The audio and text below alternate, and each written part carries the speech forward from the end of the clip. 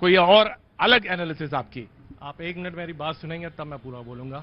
मैं पूरे भारत की बात करूंगा, मैं ना कर्नाटक की बात करूंगा, ना बंगाल की, ना यूपी की। जी। एक मुद्दा है जो अक्सर जो छूट जाता है। हाँ। यहाँ पे होता है कि आजकल जेंडर इक्वलिज्म नहीं है। कहते तो हैं हम लोग जेंडर इक्वल, लेकिन क्या जितने भी लॉज हैं, अराउंड 49 लॉज हैं जो दैट इज फेवरिंग वुमेन, आदमी का पक्ष यहाँ पे नहीं रखा जाता है। मर्द कहलाते हैं कि ये मर्द फेवर करते हैं, लेकिन नहीं, उल्टा यहाँ पे उल्टा नुकसान होता है। 49 लॉज है जो वुमेन को फेवर करता है, जेंडर इक्वालिटी नहीं है, और इसके कारण जो है समाज टूटता है, क्योंकि फैमिली टूटती है। समाज तभी बनेगा जब एक फैमिली खुश होगी। तो आपने एक पार्टी बनाई है, मैं उसी पे बात कर रहा हूं, मैं बिल्कुल बात कर रहा हूं, मैं मौका दूंगा आपको। तो मैं ये जानना चाह रहा हूं कि पार्टी बनाई है आपने? मैंने पार्टी नहीं बनाई है, लेकिन सारी इंडिया ने मिल के जो है अलग अलग पार्टी फॉर्म की हैं, जहां पे इनका मूवमेंट है कि एक जेंडर इक्वल लॉ आना चाहिए, और जैसे वुमेन हेल्पलाइन है वैसे ही एक मेंस हेल्पलाइन भी होनी चाहिए। जरूर, आपको बहुत बहुत सारी शुभकामनाएं कि आप ऐसा करें। पार्टी का नाम तो आपने क्या बताया? मर्द पार्टी बनाई। जोर से बोला करिए, जब आदमी पार्टी का नाम है मर्द और बोलते धीरे से हैं। मेरा अधिकार राष्ट्रीय दल और पूरे देश की पार्टी है। जब कोई आजकल महिला सशक्तिकरण के चक्कर में समाज विभक्तिकरण होता चला जा रहा, कोई नहीं बोलता। बहुत बहुत शुभकामनाएं आपको। समाज में सामंजस्य स्थापित हो, दोनों गाड़ी के पहिए हैं। अरे सुन तो लीजिए हुजूर, आपको ज्यादा तजुर्बा, मुझे शादी के ज्यादा समय अभी नहीं हुआ है, जी। आपको ज्यादा समय हो गया है। तो मैं आपसे सिर्फ इतना कह रहा हूं, गाड़ी के दोनों पहियों को बराबर समान से चलाइए। सामंजस्य, जब प्रेम होगा, सौहार्द होगा, तब जब सुनता कौन है? यही तो कह रहे हैं, यही तो बेटी बचा रहे, बेटे कहाँ जाए? नहीं, बेटा भी बचाएं। अपराधी है क्या? सुनिए मेरी बात सुनिए बस। एक लड़का मर गया, दो मुझे मालूम है। सुनिए मेरी बात सुनिए पहले। आप मेरी बात सुनेंगे, अपनी बात सुनाएंगे अपनी? तो मेरी बात सुनिए पहले।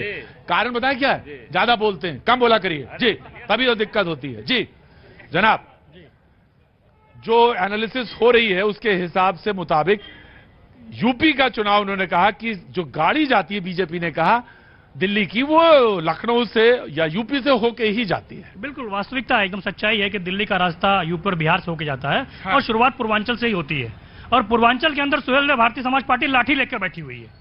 बिना हमारे साथ लिए दिल्ली की सत्ता कोई हासिल नहीं कर सकता। यहाँ पे तमाम बातें हुई, कर्नाटक चुनाव की बात हुई, कर्नाटक चुनाव के अंदर जीत हासिल कर ली कांग्रेस ने, वाह कर रहे हैं, जनता ने इनको आशीर्वाद दिया, स्वीकार कर लिया। उत्तर प्रदेश के अंदर नगर निकाय चुनाव हारे, उसके अंदर वो अराजकता का आरोप लगा रहे हैं, धांधली का आरोप लगा रहे हैं। भैया वहां पे जनता ने जनादेश दिया, उत्तर प्रदेश के अंदर में जनादेश दिया, भारतीय जनता पार्टी को स्वीकार करिए, उसको स्वीकार नहीं करेंगे। समाजवादी पार्टी वाले बोल रहे हैं कि भैया ऐसा हो गया वैसा हो गया। कुछ दिन पहले ही हमारे पत्रकार साथियों ने सुना होगा, अखिलेश यादव जी सवाल किया गया था प्रचार के लिए कि भैया आप प्रचार के अंदर क्यों निकल रहे हैं? तो अखिलेश यादव जी ने क्या बोला? अरे ये तो कूड़ा उठाने वाला चुनाव है। तो उत्तर प्रदेश की जनता उनको कूड़ा उठाने लायक भी नहीं छोड़ रही है। ये बात ये नहीं बोलेंगे। उत्तर प्रदेश की जनता ने नगर निकाय चुनाव के अंदर को नकार दिया, अब उस हार को न पचाते हुए ये कर्नाटक के ऊपर चले जा रहे। अरे भैया उत्तर प्रदेश पहले संभालो। मुख्यमंत्री बनने का सपना अखिलेश यादव उत्तर प्रदेश के अंदर देख रहे हैं और बात कर्नाटक की कर रहे हैं। वो बात हो गई ना। कभी मैं वो बात भी सुनने आऊंगा आपके पास। कभी क्या होती है, सहयोगी दल जो है काम कर देता है ना जी। बीजेपी के लिए तो इस समय उसने काम कर दिया, बहुत अच्छी बात है भाई, वाह। मैं आपकी वो पूरी सेंटेंस सुनना चाहता हूँ जो आपने अधूरा रह गया। गालिब ताउम्र यही भूल करता रहा, भूल चेहरे पे थी और आईना साफ करता रहा। समाजवादी पार्टी यही करती है। बगल में ही खड़े हैं, मुस्कुरा रहे हैं आप, है जी। अब सुहेल देव भारतीय समाज पार्टी, हाँ, और इनके अध्यक्ष के बारे में तो क्या बात करी जाए। हाँ। चुनाव लड़ेंगे हमारे साथ, चुनाव के बाद जाएंगे भाजपा के पास, हाँ। और भाजपा से बात नहीं बनेगी तो जाएंगे बहन जी के पास। तो इनको तो हम बात इनकी ना ही सुने तो बेटर है। लेकिन एक बात बहुत सही बोली इन्होंने, हाँ। कि नगर निकाय चुनाव में जो हमारा हश्र हुआ क्या? 17 मेयर हमारे थे और हमारे हार गए। अरे 17 मेयर आपके थे, 17 मेजोरिटी निकाय आपके थे। लखनऊ का जो मेयर है वो जब से ये नगर निगम बना है तब से यहाँ पे भारतीय जनता पार्टी का राज है। तो ये क्यों ऐसा कहा जा रहा है कि समाजवादी पार्टी हार गई है? हमने तो बहुत उम्दा तरीके से चुनाव लड़ा है, अपना हमने वोट शेयर बढ़ाया है। नगर निकाय के चुनाव में समाजवादी पार्टी और समाजवादी पार्टी के जो सहयोगी दल हैं, चाहे रालोद हो चाहे जितने हमारे सहयोगी दल हैं, उन्होंने अपना वोट शेयर बढ़ाया है। तो ये चुनाव हमारे लिए जो हमने एक्सपीरियंस किया था, जो लेकिन अभी उतना नहीं हो पाया कि डिफीट दी जाए। जी बिल्कुल इतना नहीं हो पाया, क्योंकि नगर निकाय चुनाव जो है वो नगरीय चुनाव है। नगर में भारतीय जनता पार्टी का स्ट्रॉन्ग होल्ड है, उनका वोट बैंक, उनका ट्रेडिशनल वोट। जी कुछ कमेंट करना चाहते हैं फिर शाह? जैसे मेरी बात पे इन्होंने स्वीकार भी कर लिया। अभी तक कुछ देर पहले तक प्रतीक भैया ये कर्नाटक चुनाव पे थे, लेकिन अब नगर निकाय चुनाव के ऊपर आ गए। ये हमारी हैसियत की बात कर रहे थे। 49 पे थे, बड़े जल्दी भूल गए। 49 से 111 पे लेके हमने लाके पटका। इनको इनकी हैसियत तो याद नहीं है, ये हमारी हैसियत बहुत जरूर देखते हैं।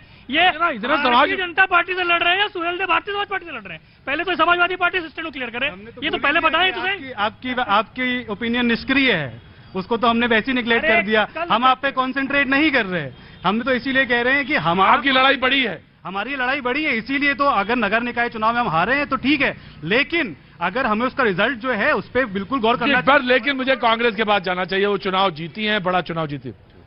चुपचाप रहना, अभी बात करेंगे आपसे, पर भागना नहीं बिल्कुल, है ना? कौन पार्टी है? मर्द पार्टी। हाँ हाँ हाँ हाँ, जाना नहीं, भागना जाना ना। हाँ, लोकसभा प्रत्याशी अभी तो तुम सब पूरा बनोगे, पूरे अबे पूरे मुद्दे पे आएंगे। लेकिन Congress, coming to the topic, बहुत सीरियसनेस के साथ, जीत तो बड़ी है, इसमें दो राय नहीं है। क्यों मनीष जी, जीत बड़ी है? नहीं, जनादेश बड़ा हो छोटा हो उसका सम्मान 136 करीब, हाँ 136 और 65। मैंने कहा तो जनादेश बड़ा हो छोटा हो उसका सम्मान होना चाहिए। 17 में 17 नगर निगम हम लोग जीते हैं। अच्छा, जब मैं आपसे कर्नाटक की बात करता हूं तो तुरंत आप चले जाते हैं वहां पे नगर निगम में। हमने तो कहा कि 66 सीटों पे हम आगे हैं, हमने अपनी सीट बता दी कर्नाटक में। कांग्रेस, सपा, आरएलडी बताए कि नगर निगमों में उसके कितने प्रत्याशी जीते, नगर पालिका में कितने जीते और नगर पंचायत में कितने जीते। उत्तर प्रदेश में ये भी तो बताएं कितने जीते हैं। जी, मैं आया। अभी प्रतिशत की बात कर रहे थे, गलत आंकड़े दे रहे थे प्रतीक जी। मैं ऑन रिकॉर्ड कह रहा हूं कि जब नगर पालिका में 100 से ज्यादा 199 100 से ज्यादा सीटें भारतीय जनता पार्टी जीत रही है, नगर निगम 100% जीत रही है, कई नगर निगमों में सपा तीसरे चौथे नंबर की पार्टी है, तो प्रतिशत कैसे मत कब बढ़ गया इनका? ऑन रिकॉर्ड कह रहा हूं, कल पता कर लीजिएगा, हमसे आप अलग से भी डिबेट इस पे कर लीजिएगा। जी बिल्कुल, अब आप अपने फैक्ट चेक करके बताएंगे। जी, मैंने इनसे कर्नाटक में सवाल पूछा था, इन्होंने बताया कि वहां पे ये 66 सीटों पे जीते हैं और ये मानते हैं कि 136 आपके पास है, लेकिन वो ये कह रहे हैं कि ये बताइए यूपी में क्या हाल है? देखिए, यूपी का जो जनादेश है वो हम स्वीकार करते हैं, आत्ममंथन की जरूरत है, संघर्ष लंबा है और उसके लिए प्रियंका जी तो लग रहा है जैसे निराश होकर यहां से चली गई कर्नाटक, पहले हिमाचल फिर कर्नाटक, पर उनको जिम्मेदारी तो यूपी की थी। देखिए, कांग्रेस पार्टी निराश नहीं होती है, कांग्रेस पार्टी जनता के मुद्दों पर लड़ती रहेगी, संघर्ष करती रहेगी, चाहे जो है वोट मिले या ना मिले। हमारा काम है कि हम मुद्दों पे रहते हैं, हम किसी भी नफरत के बाजार में मोहब्बत की दुकान। बिल्कुल सही कहा आपने जी, नफरत की दुकान, जो नफरत की बाजार में मोहब्बत की दुकान है। बोले मैं बात सीट की नहीं है, बात प्रतिशत की भी नहीं है, बात दरअसल ये है कि हमारी बात है मुद्दों की और मैं मुद्दों की लड़ रही हूं। देखिए, मैं चाहता था कि ये सवाल मेरे पास आए। ऐसी कौन सी मोहब्बत की दुकान है जो कहता हो कि जहरीला सांप?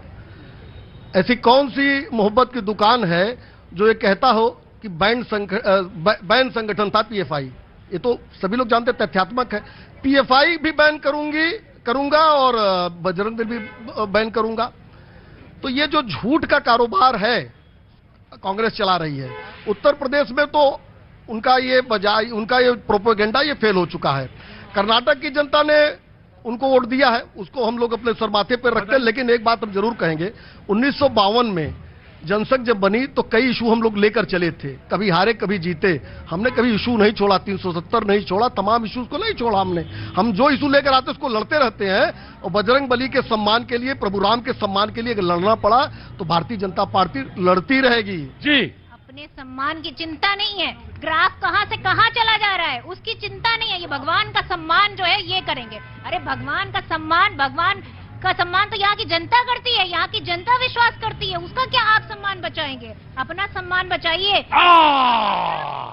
अगर देखिए प्रभु राम का सम्मान रहता तो सुप्रीम कोर्ट में हलफनामा कांग्रेस देती कि प्रभु राम काल्पनिक थे, राम सेतु तोड़ देना चाहिए, ये कहते। अरे भाई, कांग्रेस को काहे घसीट रहे हैं? कांग्रेस ने दिया था, कांग्रेस ने प्रभु श्री राम के द्वार खुलवाए थे, उसके बारे में क्यों नहीं बोल रही है? सुप्रीम कोर्ट में हलफनामा ये फैक्ट है, ये भी फैक्ट है। 2019 के पहले कपिल सिब्बल समेत तमाम कांग्रेस के वकील गए कोर्ट, उन्होंने कहा राम मंदिर पर फैसला 2019 के पहले अगर आ गया तो चुनाव बदल जाएगा। तो ये कोई अड़ंगा ऐसा नहीं था जो कांग्रेस ने नहीं लगाया हो प्रभु राम के मंदिर के बनने के क्रम में।